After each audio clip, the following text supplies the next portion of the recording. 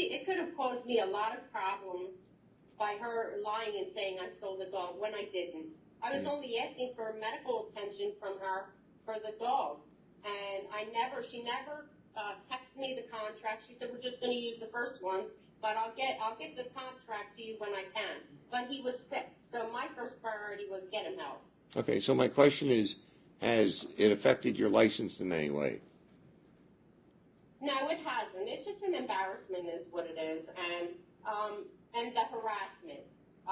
Sending me a harassing text. I'm going to the police department, which she did, but I also contacted Marlton Police, and I sent them every text message and everything possibly I could, and they said, this is ridiculous what's been going on. They did tell me I'm not the first one that this has happened to with her.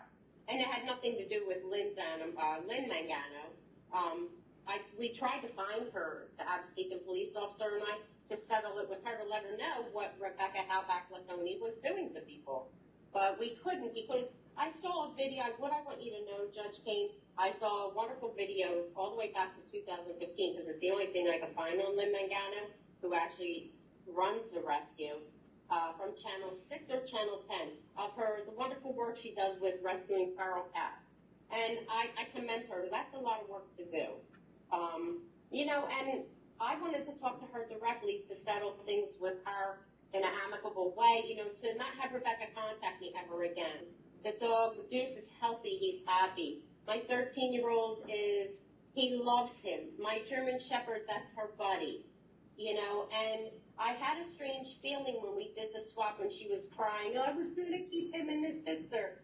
But she ultimately kept the sister, and then I never get the contract, right? It never got text to me, and I told her via text, I'll sign the contract when I get to it, but she never got me the contract, so how can I sign it? It never was in this folder, as she claims. She gave me just a piece of paper that had some kind of vaccines or what she gave him, but my vet says otherwise. Okay, well, let me have the letter from my vet. Let me stop you, because you're starting to repeat. And once I hear it, I've got it. I want her to leave me alone. Okay. Yeah, I want her to leave me alone. All right, let me get her side of the story. Ma'am, let me hear your side. Thank you. So she did adopt a Malinois puppy on 9/15. I agreed to swap out the two dogs because the other dog was older than what she had wanted. And I did show her pictures of Polly. Well, his rescue name was Polly. She renamed him Deuce.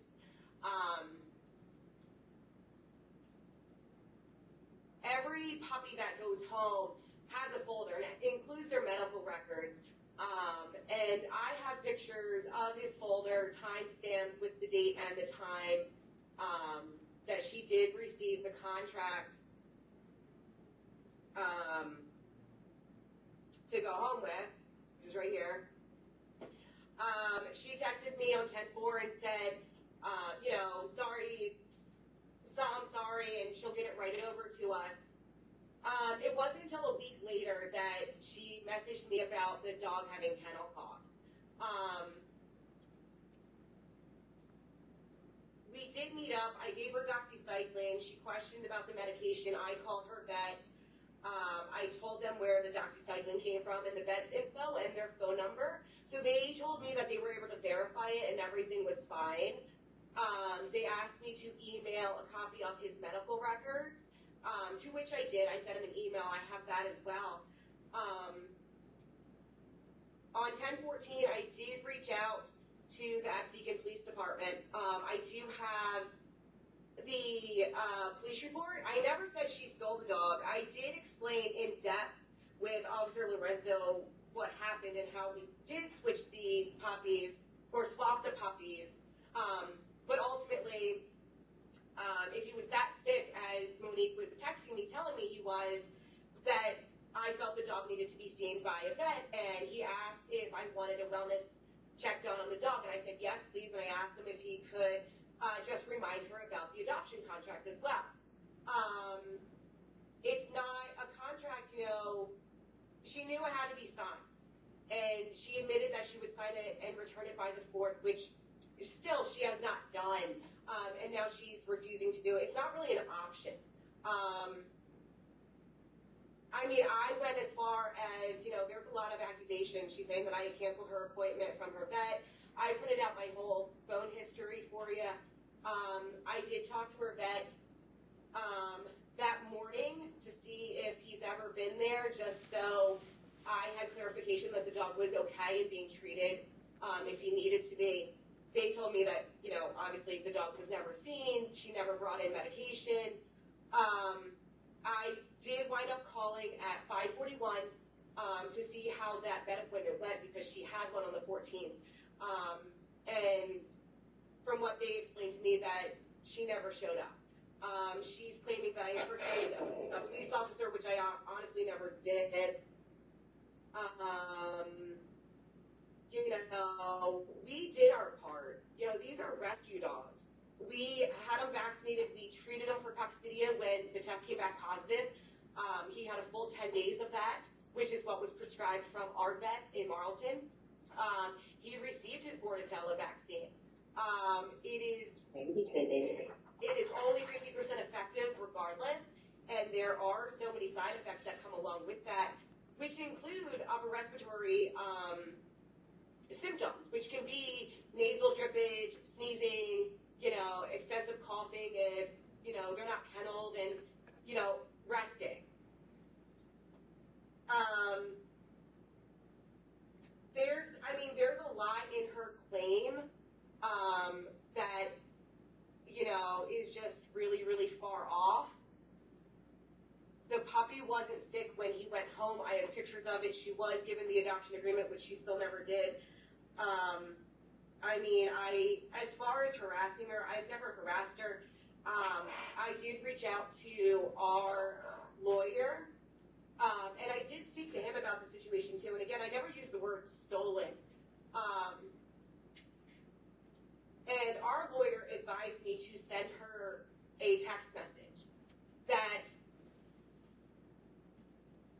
included asking her to return our dog, our puppy, because, obviously hiring a lawyer is expensive. And as a nonprofit, we don't have thousands of dollars sitting. Our goal is to rescue and help animals, so it's not like something we had money to sit there and retain our lawyer. So he willingly helped me text her and asked her to, civilly return the dog because she was refusing, to get it seen. At least, the 2 vet visits that were scheduled, the dog wasn't seen at those times. And she refused to return the dog. And that was that. There was nothing, I can read you the text. There's nothing in the text that I harassed her. I didn't threaten her in any way. With not having an adoption agreement, I didn't ask for money for the dog because she did pay the adoption fee for the firstborn. I didn't ask for a surrender fee when she wanted to return the firstborn. But not signing, the biggest thing is the contract. We had a verbal agreement that she was going to do this contract and send it back to me on the 4th. She was given the folder with his medical records and the adoption agreement. I even gave her his first heart guard that he needed. There's even a paper in there that says notes and reminders of things that he needed in the upcoming weeks and months. The biggest thing, like I said, is the dog wasn't sick when it went home. This is the first time that anybody has ever come after myself or Lynn or rescue as a whole. Because, our job is to help these dogs, not to hurt them in any way. Okay. Lynn, like I said, the biggest thing is the verbal agreement, she's in breach of contract, honestly. No, I'm not. okay. Lynn, I apologize. I forgot your last name. Do you want to add anything? I guess just the biggest thing is I was in the loop with everything that had been going on with that.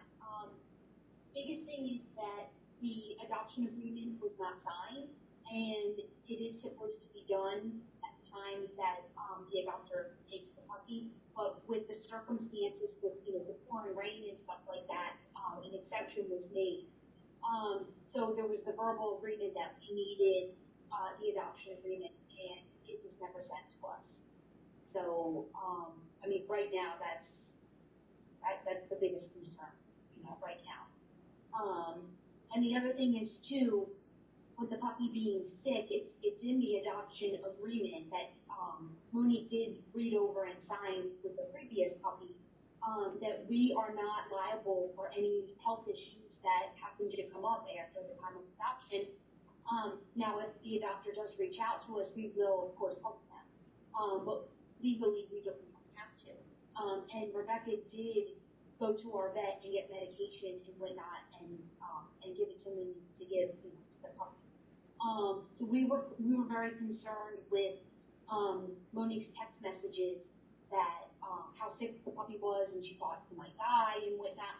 But yet she didn't take them to her vet, at least not at that time.